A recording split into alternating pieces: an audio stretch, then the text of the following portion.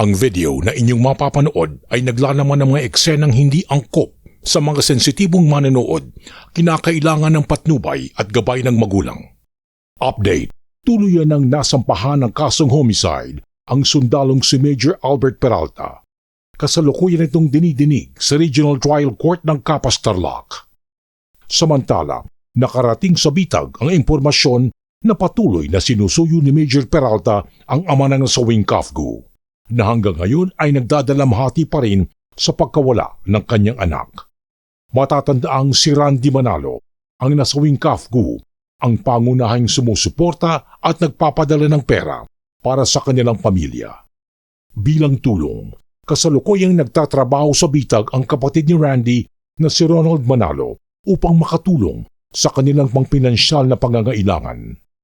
Para sa mga hindi pa nakapanood, balikan ang isinagawang investigasyon ng bitag Next Generation. Nagsisipan ng gano'n, matagal. Ginaganon niya eh. Ginanon siya tapos ginaganon. Sabi, ganon. Ngayon namatay na, paano na kami namin? Kaya gusto ko managot yung nagkasala sa kanya. Dapat magkulong siya. This is criminal. Yours can only be administrative. Why are you holding him there? We will ensure na hindi siya makaalis o hindi siya makatakas dahil pinag-custody na natin dito. Kasi baka makita natin, custodial nga siya, pero pagdating sa gabi, lumalabas. Eventually baka tumakas na patakas. Tingin po namin hindi pantay yung batas kung mahirap po kami. Nakapatay ka na, nag-file ka pa ng cyber libel. Katuhan doon po. Nakapagmura ako dito sa inyo.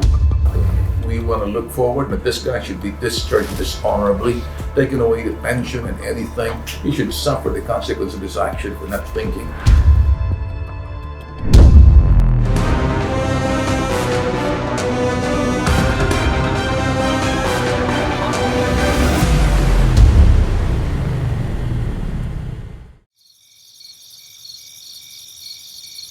At 13 ng Hulyo, taong kasalukuyan, pasado alas 11 ng gabi, sa isang barracks na nagsisilbing tulugan ng mga nagbabantay sa loob ng quarry site sa barangay Santa Lucia, Capas, Tarlac, naganap ang matinding pangbubugbog ng isang Army Major na naka-assign sa Intel Division sa Fort Bonifacio, Taguig, Metro Manila. Ang biktima, isang katutubong Aita na miyembro ng Kafgo na makikitulog lang sana sa kanyang pinsan sa quarry site. Walang humpay na pinagtatadyakan pinagsisipa ang biktimang Aita na nakahiga na sa lupa. Ang suspect na si Major Albert Peralta may hawak na baril. Nagawa pang magbanta ng walang sino man pwedeng makialam sa mga kaanak ng biktima. Natigil na lang ang pambubugbog nang napansin ni Major Peralta na nawala na ng malay ang biktima na nakahandusay na sa lupa. Iniwan ng suspect ang biktima tsaka isinugod ng mga kaanak sa ospital. 14 ng Hulyo, alas 12 ng tanghali, idineklara na ng walang buhay ang biktima na si Randy Manalo. Sa death certificate, ang sanhi ng pagkamatay ng biktima, acute multiple organ failure, blunt traumas to the head, traumatic injuries to the trunk and extremities secondary to alleged mauling. 15 ng Hulyo, nag-imbestiga ang pulis at isinampa ang kasong homicide sa Provincial Prosecutor ng Tarlac. Ang Provincial Prosecutor ng Tarlac agad naglabas ng sabina. Inaatasan na magpakita si Major Peralta para sa preliminary investigation at magsumite ng kanyang counter-affidavit. 8 ng Agosto, naghain si Major Peralta ng motion for extension para sa pagsumite ng kanyang counter-affidavit.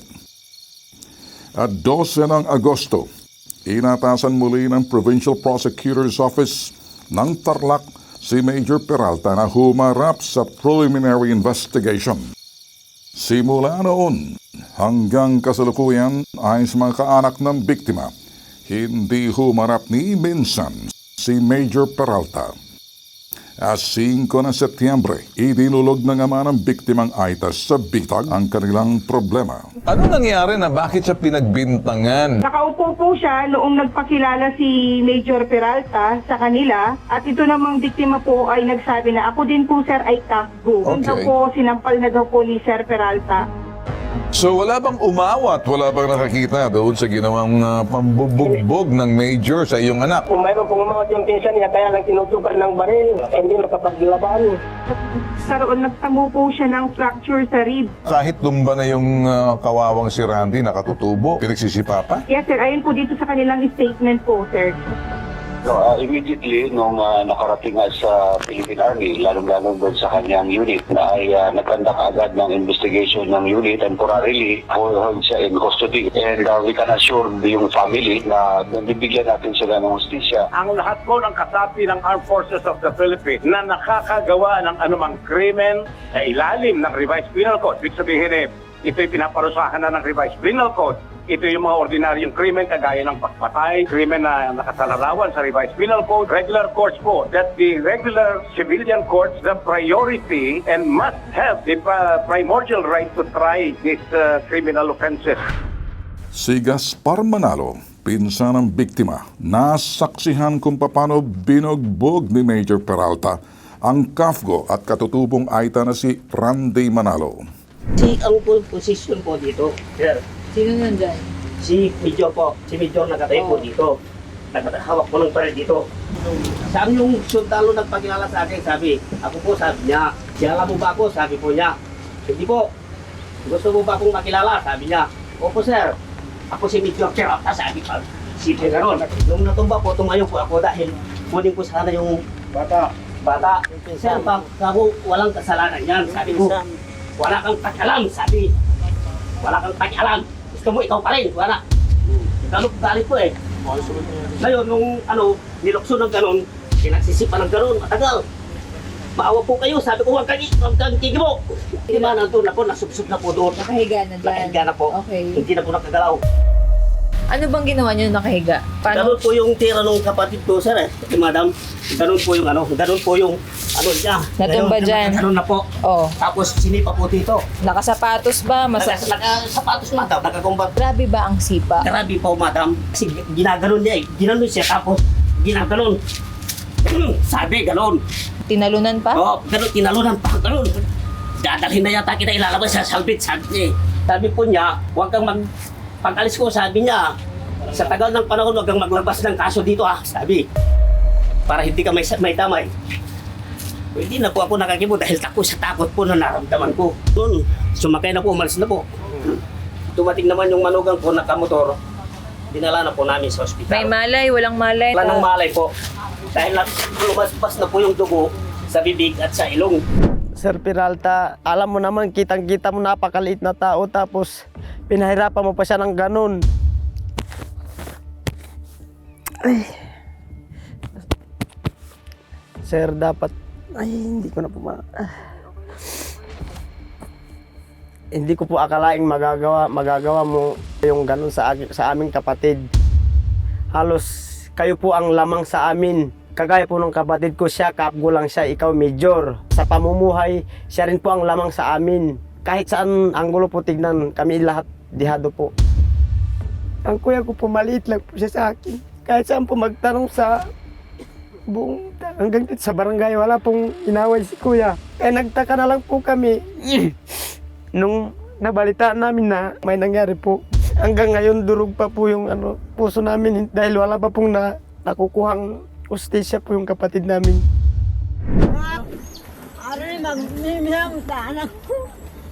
Maraming nagluluksa sa kanya ng mga pinsan dahil doon sa kabaitan niya. Maraming pamangkin niya, pinapaaral niya. Ngayon, wala na. Kung buhay siya ngayon, mayroon siyang madala sa amin na kahit na bigas man lang. Ngayon, wala na, madam. And doon sa pananakit, yung pinsan niya nakasaksi na pinag-apak-apakan, isipin mo, ulo hanggang paa na yung nadurog yung pantog, pati yung daw atay, itim na yung itim na rito at saka dito itim na. Yun yung kinamatay niya. Pagkita ko pa yung nagburo doon sa anak ko, dapat ako yung kabaliktaran, yung anak ko yung binurol. Oh, masakit makita nga yung pinatay niya, yung walang kalaban-laban na anak ko. Sabi ko sa kanya, hindi ka lang naawa doon sa anak ko na maliit lang, pinatay mo. Wala kang kwentang sundalo ka. Blasang Aita kami, minaliit nung sundalo, walang kwentang Aita. Mahal ko yung anak ko.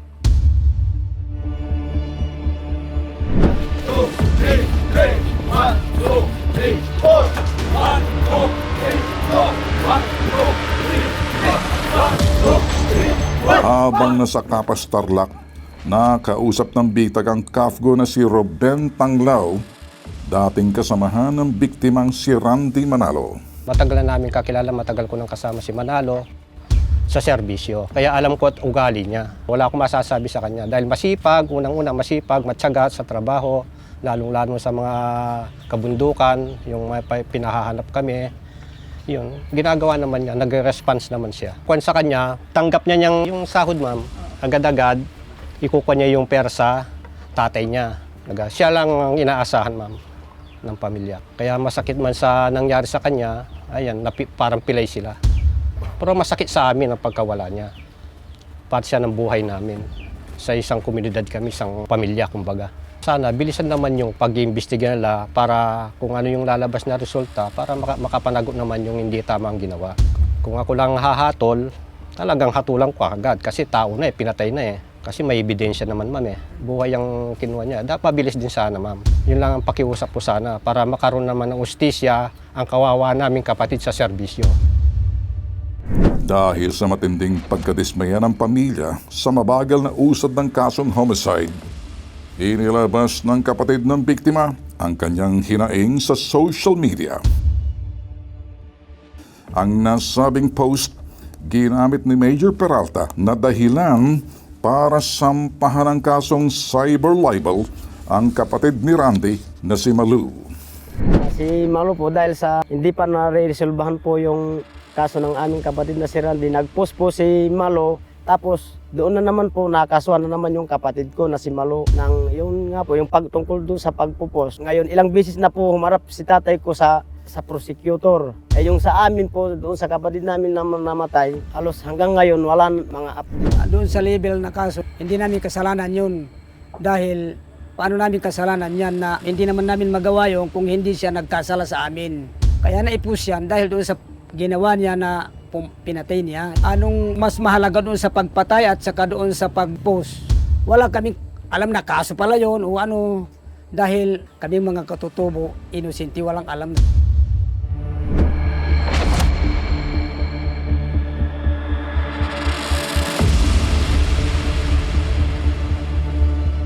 Sinama ng Bitag Investigative Team ang dalawang katutubong Aita sa Maynila upang samahan at ipresenta sila kay Lieutenant Colonel Louis de Maala, ang spokesperson ng Philippine Army.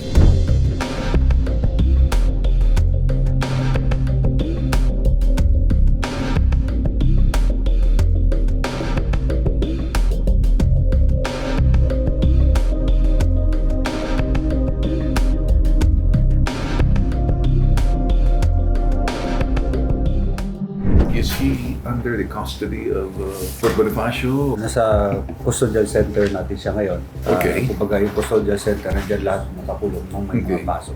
Or was he transferred from Tarlac to Fort Bonifacio?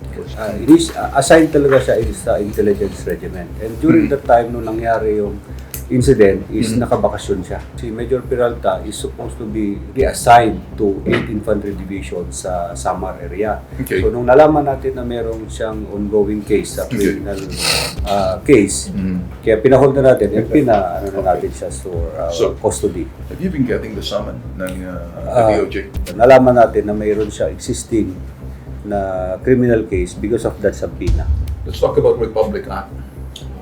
Let me cite to you Republic Act. Let's go ahead. 7055. As I said earlier, this is civilian supremacy, the court, which is to which hindi pwedeng i-apply dito yung military court. So much so that this is not service related. He was on vacation. He was not performing his duty as an intelligence officer at that time. This is criminal. Yours can only be administrative. Criminal case is being handled by civilian court. Administrative ngayon. So, I understand. Why are you holding him there instead of siguro submitting him under the jurisdiction of the Provincial Prosecutor's Office. Sa ngayon, sir, ang initial action ng Philippine Army is to hold him Yes. while ongoing para hindi siya to ensure na maharap niya talaga yung kaso. Yes. And once na yung court makapag-release ng warrant, we will Alright. definitely So, turn him over. you're now waiting for the warrant of arrest. Yes. Once na-issue warrant of arrest, we would like to make sure that he will be arrested by the civilian court. Kung siya ay magbibigyan ng warrant of arrest, ano naman po ang administrative side or sa part ng Philippine Army? Yes, actually ongoing investigation ng intelligence regiment for his administrative case, and after that investigation, so that will be forwarded doon sa Provost Marshal ng Philippine Army, and the Provost Marshal will determine maximum penalty niyan, sanction is discharge, separation from the service. Kahit hindi pa tapos yun sa criminal court, pwede na siyang ma-discharge dito, ma-separate from the service. And kung may warrant of arrest na siya, pwede kung saan siya ikukulong, doon natin siya Nakita ko sa inyo na you're not condoning it. Yes. Under the process, sinusunod ninyo. Ito po yung dala po namin ang mga magulang. Siya pa yung ama ng namatay at siya pa yung pinsan na palagay ko the first step to attaining justice is for us to listen. Pakinggan sila. That they're not being neglected. Tay, gusto mong magsalita? Kayo nandito. Sana managot naman yung nagkapatay. Nung namatay na ito, wala na kaming hanap buhay.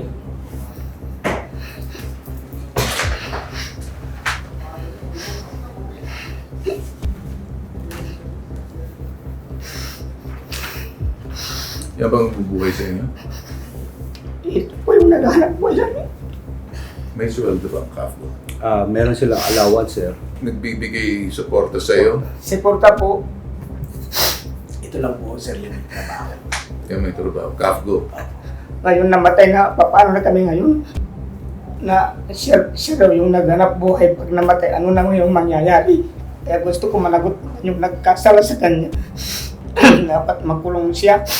Kami po ay malaking pagrespeto, lalo po sa mga kasundaluhan. Tapos nung nababalitaan po namin na ganyan po yung pamilya namin ni Peralta, yung pang nagkaroon po kami ng pag-alinlangan ba na lumapit sa mga sundalo. Tingin po namin hindi pantay yung batas, kung mahirap po kami, doon po namin nakikita na may kinikiling ng batas. Pero yung pagpatay na napakasakit na hindi po namin nakakamit yung hustisya. This is the effect of the problem. You file a case, the libel case, may time ka pa mag-file ng cyber libel. Na would in fact, you hardly even acknowledge itong sa mga prosecutor. Now, how dare you make a mockery of that court against the victim? Katuhan po. Makakapagmura ako dito sa inyo. I don't know kung anong nasa utak niya. Nakapatay ka na, nag-file ka pa ng cyber libel. Gagamitin mo pang korte. We want to look forward that this guy should be discharged dishonorably, taken away the pension and anything. He should suffer the consequence of his action for not thinking. That's not the soul of a soldier. Hindi sundalo yun. Ang guidance ni Gerald Navarrete to ensure na maimbestigahan lahat ito. We can assure you po na talagang justice will be given doon sa anak ninyo, and we will ensure na hindi siya makaalis or hindi siya makatakas dahil pinag-custody na natin dito. Sa akin, gusto natin mangyari na hindi siya pwedeng eventually baka tumakas, nakatakas. Magkakaroon tayong investigation, especially pag nasa custody niyo siya, tapos all of a sudden, na huwag naman sana matakas o tumakas. Or kasi baka makita natin, custodial nga siya, pero pagdating sa gabi, lumalabas. Yan ang nangyayari kahit sa US camp yan, nangyayari. Tapos all of a sudden, hindi na babalik. So kung papakita natin, ang military natin has the integrity, the credibility, the honor, the respect. This is exactly what you need to do. He has to see where that son of a gun is, and whether that son of a gun is in a restricted area with a guarantee wala siyang pass. Yung kagustuhan yung makita si Major Peralta, agad ipapaalam namin sa higher ups. Ngayon sir, nakausap ko na yung headquarters support group, which is in charge doon sa custodial center. Pwede nilang puntahan. Sila. Pwede makita, pero no cameras po. Sila lang, sa labas lang kami. Pwede sir.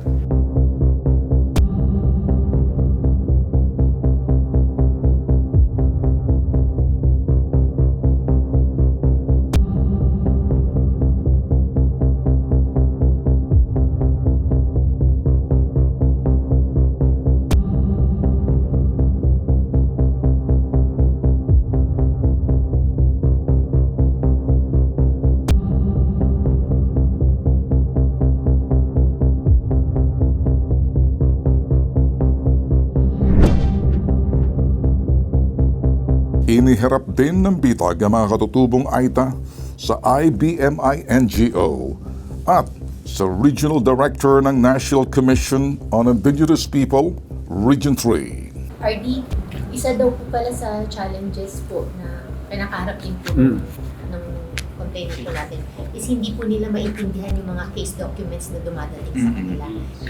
Gawin na lang natin na yung appearance kasama ni GIP para kami na lang magpaliwanag sa inyo kung anong audit, di ba ba, si paliwanag sa inyo. Ipapollow up ko na lang yung kaso kung anong pinailaman sa namin para may paliwanag sa inyo. Patuloy pa rin tinututukan ng bitag ang kasong ito.